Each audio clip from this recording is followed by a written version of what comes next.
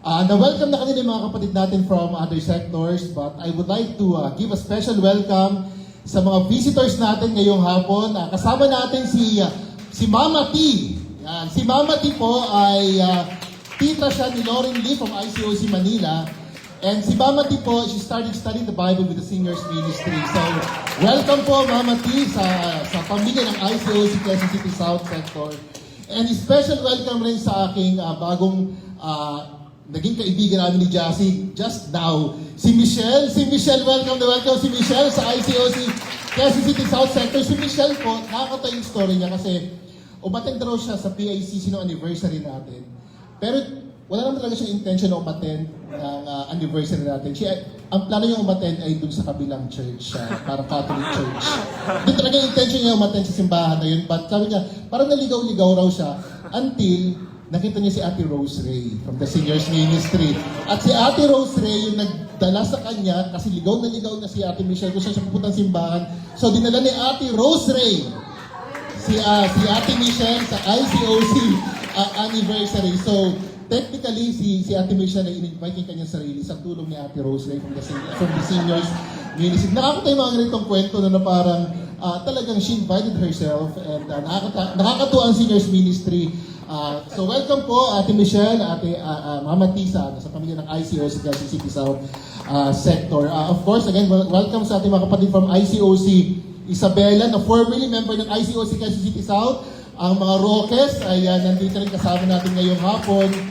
At ang mga kapatid natin from ICOC Singapore kasama rin natin. So welcome po sa inyong lahat. And sino pa ba mga kaya natin i-welcome?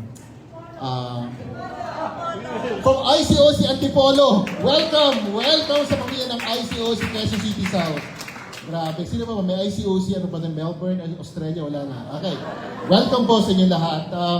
Sabi ni kay Peter, it's great to see everyone because parang kahapon magkakasama lang ulit tayo dito sa Maple Leaf Building because yesterday we had our financial sectoral devotional. Ewan ko sa inyo, pero hanggang busog na busog pa rin ako dun sa sotanghon at saka sa bilo-bilo na dala kahapon. Parang naka-apat akong bowl ng sotanghon tapos dalawang bowl ng bilo-bilo. Parang hanggang ngayon dinadigest pa rin ng katawan ko. But again, thank you po sa lahat ng mga nagdala ng pagkain kahapon sa ating potluck. Parang feeling ko pa nag-potluck pa tayong sector, parang sure na hindi talaga tayo magugutom. Parang meron talaga tayong madadala pa pag-uwi. So na-excite ako sa ating potluck sa ating potluck sa ating Christmas party. Ay welcome rin pala kay Kim na friend ni Mika. Yan. Si Kim ay classmate ba? Basta welcome Kim. Friend. Welcome Kim sa pamilya ng Quezon City South Sector. For those po again hindi naka-join sa ating face-to-face Divo kahapon, aside po sa may mga pagkain talaga tayo marami kahapon. We had our financial sectoral Divo yesterday. And officially po, we launched our special collection campaign. So, nag-start na po yung ating campaign for special collection. And it will end po hanggang April. It will end hanggang April yung ating special collection. If you have questions or if you want more details about our SC campaign, let your ministry leaders know or let me and Jassy know about your questions about this SC. Dagdagan ko lang po yung mga announcements natin. Next week nga po ang ating service ay dito pa rin.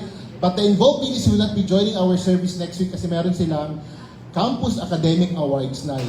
So meron tayong mga brothers and sisters from the involved ministry na ma-award na next week because they excel sa kanilang mga academics at mga extracurricular activities. So, ipag-pray po natin itong activity ng campus ministry na ito. Tapos nabanggit rin kanina na next week wala rin ang ating mga Bible leaders ng marriage ministry kasi magkakaroon sila ng planning time from 10 a.m. hanggang 5 p.m. Grabing haba ng planning time. This is very exciting. And also po sa November 26, ang mga kapatid naman natin from the singles ministry ay wala kasi meron din silang kongre sa PICC rin. So, pero kahit wala ang ating singles ministry 2 weeks from now, meron namang mga mag-join sa ating youths and teens and pre-teens. And in fact, they'll be joining the worship team sa November 26. So, nakaka-excite po kasi sa aking pagkakaalam, ang YFM po ay they're already forming a youth band. May band na po ang YFM natin. Ang mga parte po ng band na to ay syempre si Rain for vocals, guitar, keyboards, and ukulele. Tapos si Joaquin Arino ay siya ay magki-keyboards. And then si Siljan sa drums. Grabe na yung Siljan, para talagang he's meant to do the drums kasi alam ko may brand ng drums na Siljan. Tapos syempre si Daniel sa guitar, si Dana sa bass guitar, tapos si James sa guitar and vocals, and si Jassy, part ka, ay ba? Okay. Hindi pala part si Jassy ng akala ko part ka babe ng vocals. But for those who would like to join pa this band ng teams, let Kuya DJ and Ate Jan know if you would like to join this band ng teams. Also, nabanggit na namin kanina, this coming December 3, magkakaroon tayo ng fiesta, banquet. So, let's be excited for this. And pakisama na rin po sa inyong mga calendars. Next year po, 2024, magkakaroon tayo ng Philippine Discipleship Conference na pinamagatang Transform. So, ito po rin magiging team natin ng ICOC Philippines next year, Transform. I believe po, ang last nating PDC was 2013 pa. So, parang it took how many years for us to have this PDC ulit. And this is very exciting po kasi it will run from July 19 hanggang July 21. So, magkakaroon tayong mga classes and napakaraming fellowship because our brothers and sisters from different provinces will be coming here sa Manila. And our brothers and sisters abroad will also be joining sa ating PDC/35th anniversary because July 21, magkakaroon tayo ng NMCC 35th anniversary. So ito po yung mga mahalagang announcements natin na i-look forward natin for the year 2024. Okay. Sige na muna ako.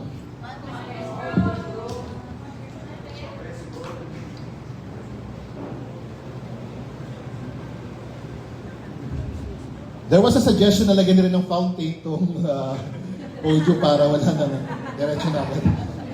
But for our lesson this afternoon, I'll be sharing something about compromises and forgiveness. Ito may magiging tema ng ating lesson ngayong hapon. Compromises and forgiveness. Two of the many things that we Christians experience daily. Compromise and to be forgiven. We compromise. We fall to sin. We make mistakes as Christians. Nakakagawa pa rin tayo ng hindi tama kahit Kristiyano na tayo. At nakapanakit pa rin tayo ng kapwa kahit Kristiyano na tayo. But as Christians, we are grateful because even if we are compromising, merong forgiveness. We're capable of making mistakes, committing mistakes, but we're grateful because there's repentance and there's forgiveness. So these are the two things that we'll be talking about this afternoon.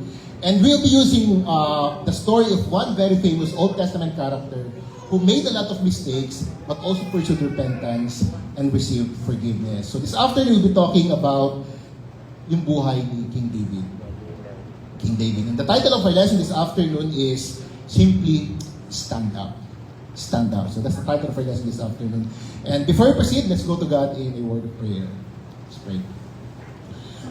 Panginoon, salamat sa hapon na ito na binigyan niyo po para sa amin, Ama, para magkasama-sama ng bilang isang pamilya, kasama mga mahal namin sa buhay, mga kaibigan namin, Panginoon, na probably bago lang pa lang namin nakikita, Ama, but we feel so comfortable with them already, and we're just grateful that you're allowing our families to grow, you're allowing our relationships to expand, and we're grateful, God, that we have this kind of family and church, and having you as our Father. Maraming salamat po sa time na to. Maraming salamat, God, that you're faithfully reaching out to us, God. Araw-araw po, pinapakilala niyo po yung sarili niyo sa amin. And we're grateful, God, that because of it, nag-grow po yung relationship namin sa inyo at nag-grow po yung relationship namin sa simbahan. Maraming salamat po for this time. Guide me as I share your words. Be with us always. And I pray all things in Jesus' name. Amen. So we'll be talking about the life of David, and the title again is Stand Up. So, what do we know about David? So, sino ba si David? Si David po, he's a great king. Dakila siyang hari. And when he was younger, he was the shepherd who killed the giant and blasphemous giant na si Goliath. So, sikat na sikat si David for killing Goliath. And si David lang naman yung tinaguriang man after God's own heart. Man after God's own heart. Siguro kung papasok si David sa Pinoy Big Brother house, ito yung kanyang introduction. Ang man after God's own heart ng Israel, David, di ba? Yan yung pagkakilala kay David. ito yung mga magagandang katangian na dinidescribe ng Biblia patungkol kay David. But aside from these awesome adjectives na meron si David is also known for committing some serious mistakes in life. He had an affair with a married woman, si Bathsheba, and also he killed Bathsheba's husband, na si Uriah. So kung iisipin, how did this man after God's own heart do that? Bakit man after God's own heart ginawa itong mga bagay na to? How did he become adulterous? How did this man after God's own heart had the audacity to take someone else's life? Basahin po natin yung 2 Samuel 11 verses 1 to 17. So mahaba-haba po ito. Basahin natin sa verse 1. Sabi doon, in the spring, at the time when kings go off to war, David sent Joab with the king's men and the whole Israelite army. They destroyed the Ammonites and besieged Rabbah. But David remained in Jerusalem. One evening, David got up from his bed and walked around on the roof of the palace. From the roof, he saw a woman bathing. The woman is very beautiful, and David sent someone to find out about her. The man said, she's Bathsheba, the daughter of Eliam and wife of Uriah the Hittite. Then David sent messengers to get her. She came to him and she slept with her. Then she went back home. The woman conceived and sent word to David saying, I am pregnant. So David sent this word to Joab, send me Uriah the Hittite. And Joab sent him to David. When Uriah came to him, David asked him how Joab was, how the soldiers were, and how the war was going. Then David said to Uriah, go down to your house and wash your feet. So Uriah left the palace. And a gift from the king was sent after him. But Uriah slept at the entrance of the palace with all his master's servants and did not go down to his house. David was told Uriah did not go home. So he asked Uriah, haven't you just come from a military campaign? Why didn't you go home? Uriah said to David, the ark and Israel and Judah are staying in tents, and my commander Joab and my Lord's men are camped in the open country. How could I go to my house to eat and drink and make love to my wife? As surely as you live, I will not do such a thing. Then David said to him, stay here one more day, and tomorrow I will send you back. So Uriah remained in Jerusalem that day and the next. At David's invitation, he ate and drank with him, and David made him drunk. But in the evening, Uriah went out to sleep on his mat among his master's servants. He did not go home. In the morning, David wrote a letter to Joab and sent it with Uriah. In it he wrote, put Uriah out in front where fighting is fiercest. Then withdrew from him, so he will be struck down and die. Grabe. So while Joab had the city under siege, he put Uriah at a place where he knew the strongest defenders were. When the men of the city came out and fought against Joab, some of the men in David's army fell. Moreover, Uriah the Hittite died. Grabe, no? So if you're team Uriah, mainis ka talaga kay David, no? Nakainis si David. I mean, grabe yung schemes ni David. He used his power, first he used his power, his influence to get Bathsheba. Tapos nung nabuntis niya si Bathsheba, he tried to get away from his compromise. Yung asawa ni Bathsheba, si Uriah, mas righteous kaysa kay David. So naisip ni David, madaliin ko na lang yung buhay ni Uriah. Patayin na lang kaya natin si Uriah. When I was reading this story, naisip ko, na-realize ko, and I was reminded na grabe pala ka-destructive yung kasalanan. Very destructive pala talaga ng kasalanan. Ang bilis ng progression. Before you know it, para siyang spiral. Nahihigop ka na pala pa ilalim ng kasalanan. And that's what happened to David. At first, nagkaroon lang naman siya ng attraction kay Bathsheba eh. She just had an attraction with Bathsheba. And then that attraction turned into lust. And then adultery. And then murder. Ganun yung nangyari sa buhay ni David. From attraction, spiraling to adultery and murder. And that's what sin did to David. Pero paano nga ba nagawa ni David? At ba't nga ba nagawa ni David yung bagay na yun? Balikan natin yung kwento sa verse 1 and makikita natin kung ano nga ba yung compromise na ginawa ni David. Sabi sa verse 1, in the spring, at that time when kings go off to war. So the kings were supposed to go to war. Pero ano yung ginawa ni David? David remained in Jerusalem. Before the attraction, before the lust, before the adultery, before the murder, David's first compromise was staying in Jerusalem when he is supposed to go to war. When he is supposed to fight for his country, when he is supposed to fight for his people, he was inside the comfort of his house, walking on the roof of his palace. So David was a work-from-home soldier during that time. He was a work-from-home soldier.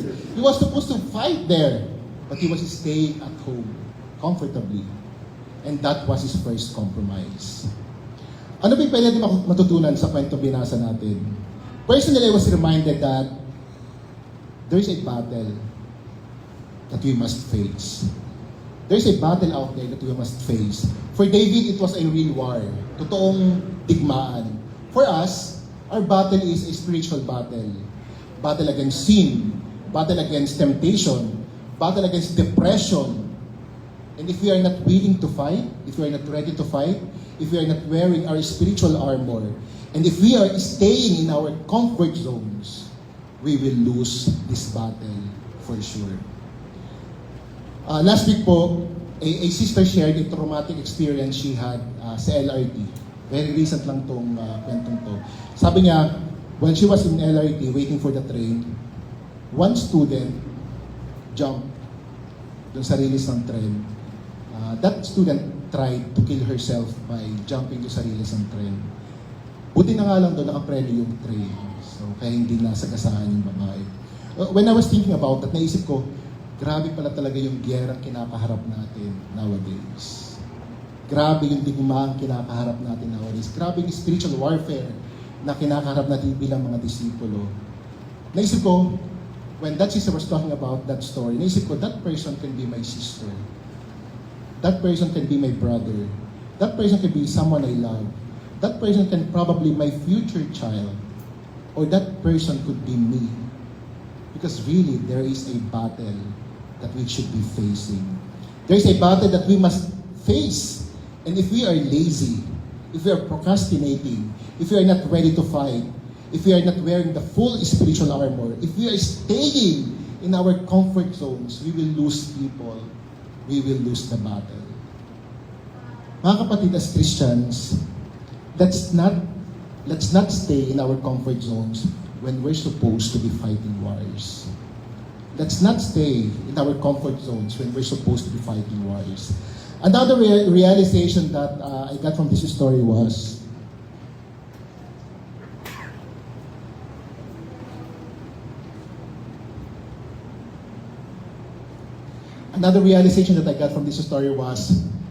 sins are little compromises first.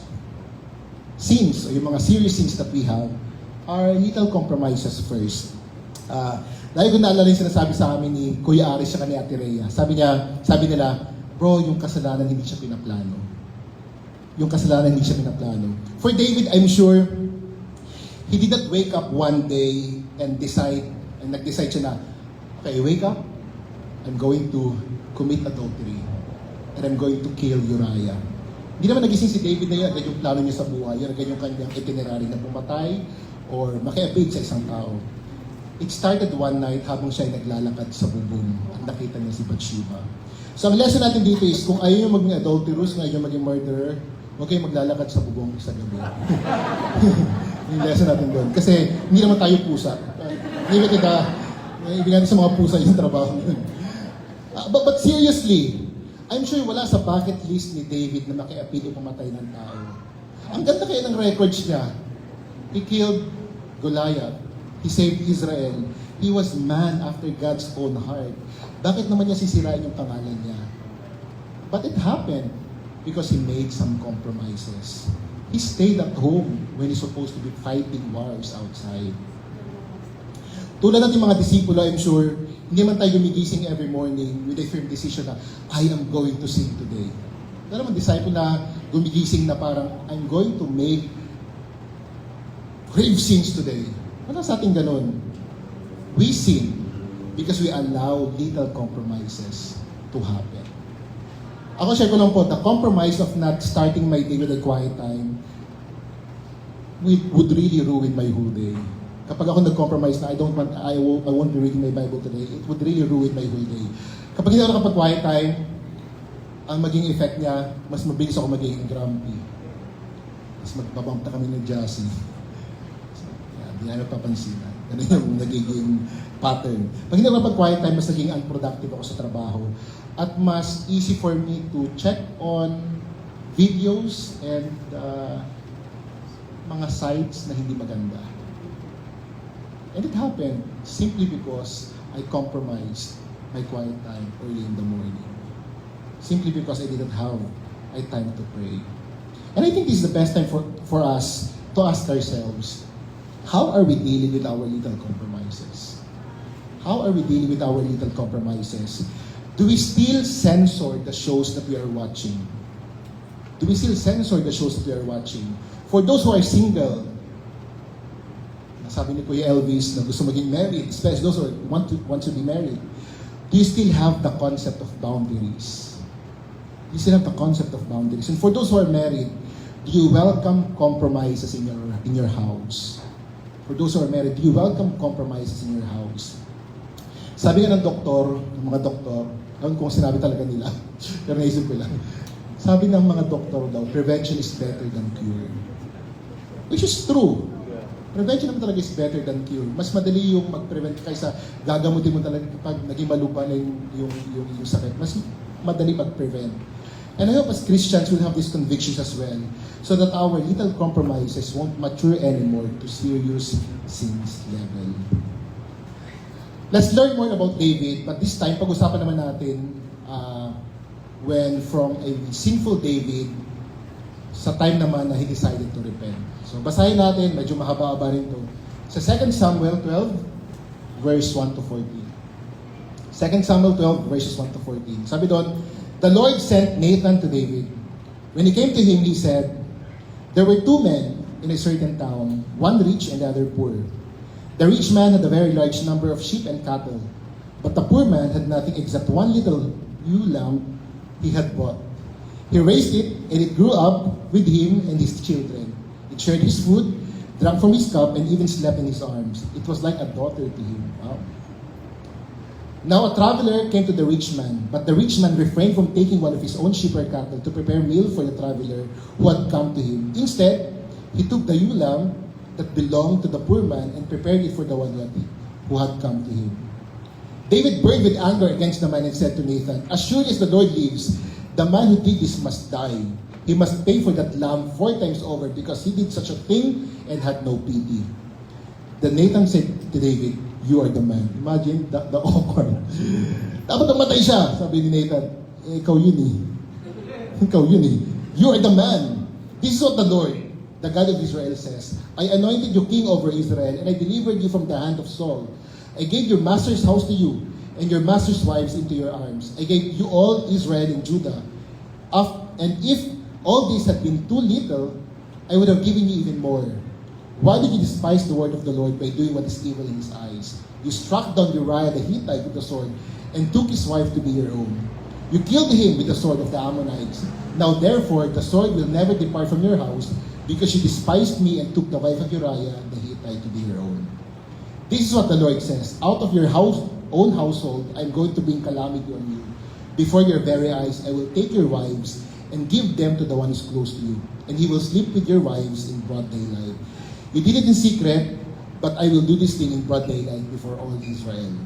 Then David said to Nathan, I have sinned against the Lord. Nathan replied, the Lord has taken away your sins. You are not going to die, but because by doing this you have shown utter contempt for the Lord, the son born to you will die. There are 3 things that I learned from this passage. 3 things that I learned from this passage. Una is that forgiven sin still has consequences.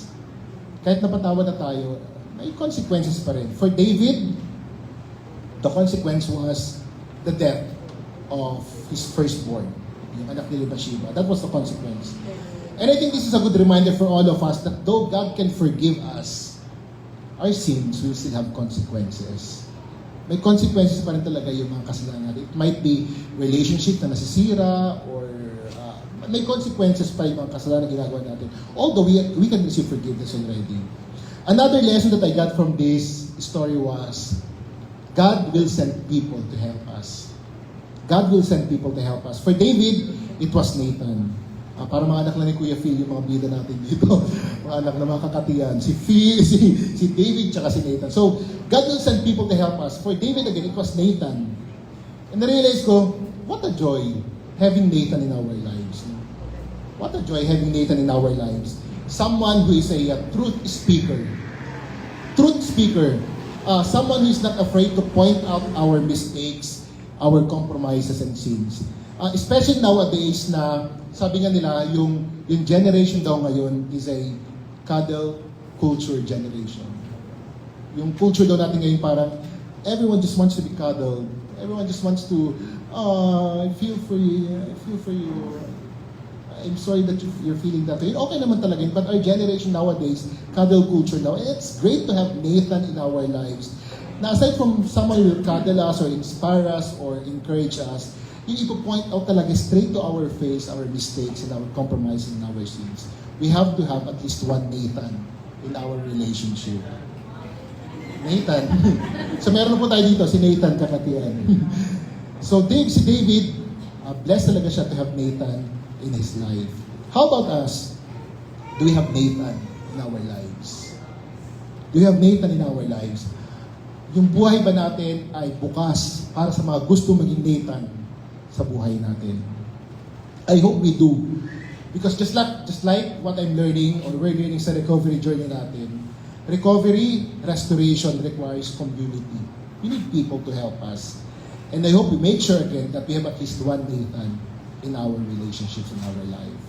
Last lesson that I got from this passage is that yung grace ni God,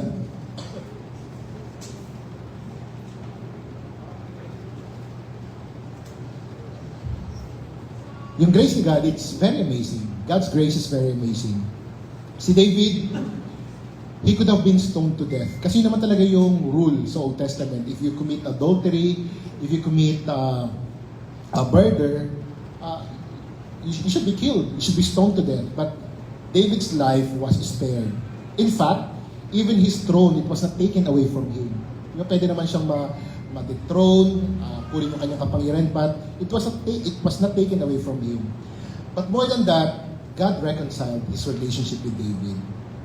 And because of that, out of David's gratitude and gratefulness, David was able to write one of, siguro, our go-to psalms kapag nahihirapan tayo, yung Psalm 51. Basahin ko lang yung Psalm 51. This is the time na, ito yung time na sinunod ni David after siyang confront ni Nathan. Sabi Psalm 51, create in me a pure heart, O God, and renew a steadfast spirit within me. Do not cast me from your presence or take your Holy Spirit from me.